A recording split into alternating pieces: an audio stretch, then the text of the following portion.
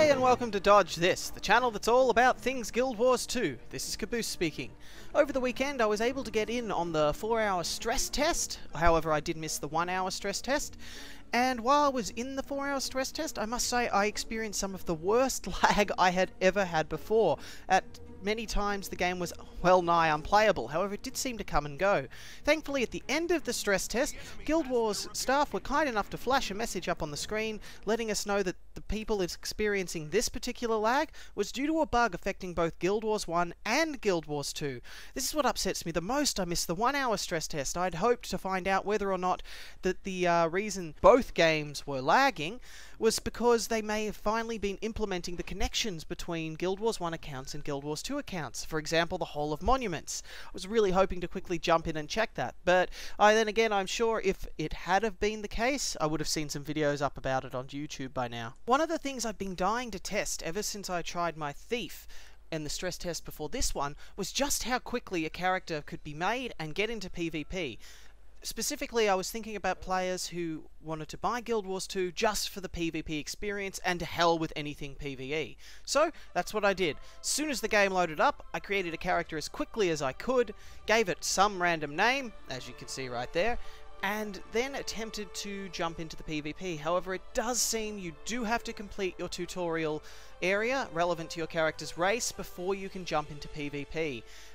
Kind of annoying, but it's only a once-off thing, and it takes between, I'd say, 2 and 10 minutes depending on which race you choose and how many people are in the area when you do it. So as soon as I'd finished the tutorial area, I quickly opened up my character hero pane, and you can see now there is a PvP tab that wasn't there before while I was checking. You click that, you click go to the mists, and from then onwards you are never required to go back into PvE for any reason whatsoever if PvP is your primary focus. Unless, for example, you wanted to roll a new class. Once in the mists, if you want to jump straight into a PvP game, all you have to do is run up to this NPC here and click play now, and you'll be automatically chucked into a match with people similar to your skill and experience level. This is based on your glory rank. I'll get into this in a minute. Now, just as another note, I experienced no queues for Battlegrounds at all during either stress test or beta weekend.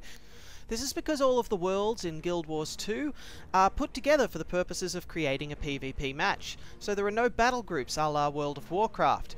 Anytime you go into PvP, you could be matched with anyone from any server, and because of this, there is next to no wait times. Now, those of you who are expecting some kind of unlock system similar to Guild Wars 1 when jumping into Guild Wars 2 PvP, you'll be pleasantly surprised to hear that as soon as you jump into the mists, you are given a level 80 character which costs nothing to reset your talents. You can buy base PvP weapons for free from a vendor, and you have full customization. For example, I've chosen a ranger here. You'll notice every pet is available to me in PvP, or at least every base pet. I'm assuming some of the exotic ones aren't there. Oh, hang on a second. Wait, no, there's the black moa and the widow spider. Surely these aren't available to PvP characters off the bat. I mean, these are supposed to only be unlockable through the Hall of Monuments. Oh well, I guess I'll have to wait to release and see. As well as access to all of the pets, I also have access to all of the skills from my class and can mess around with them as I see fit. So you might be asking, I've got access to all of the abilities, all of the weapons, everything off the bat. What is my motivation to continue playing? What kind of rewards can I expect to see? Well, as far as rewards go, I'm afraid you're not going to find anything that is going to give you an advantage over other players. However, there are plenty of cosmetic upgrades you can get, as well as increasing your glory rank for, well, I suppose for vanity. I should also note that your glory rank that you continue to gain progress with the more you PvP is apparently used in matchmaking. So, as you gain more experience, one would hope you're getting better as you play, you will be matched up with people who have been playing for a similar amount of time. And hopefully a similar amount of skill. Now, every time you gain a rank in glory, you actually get a reward. It's a chest with lots of random goodies inside of it. These goodies can range from armor pieces you can equip on your character that look different to the default stuff, boosts that increase the amount of glory you gain for a certain amount of time, things that alter the way your finisher looks, lots of other things like that as well. However, I found a lot of the items I were getting weren't equipable by my class, and that kind of put me off, until I saw AJ Wolf's Guide to PvP Crafting. This is another thing you guys can look forward to. You can use the Mystic Forge to create new items for your class. It's a bit of a gamble as to what you'll get. If you want more details, please click the annotation above and go and have a look at AJ Wolf's Guide from the Tyrian Order. It is fantastic. Well, that's about all the basics covered. But there you have it. If you want to play Guild Wars 2 just for the PvP, all you're going to have to suffer through is creating your character, if you can call that suffering, going through the tutorial area, and then you're set. You can jump straight into the mists and begin your PvP experience how you like. You can jump in with the base template, or you can create your own one from scratch, like I did here. I must say, I do not recommend creating one from scratch until you've gotten a feel for the skills. Thankfully, there was lag, so I didn't feel like I was wasting my time here, but I kid you not, I spent damn near an hour just looking at every trait, every skill, every weapon skill, all the bonuses I could choose, thinking up combinations to create my class. For PvP enthusiasts, or people who just love to make builds, you can jump straight into the mists and muck around to your heart's content. And if you don't like it, just hit the reset talents button here and start all over again.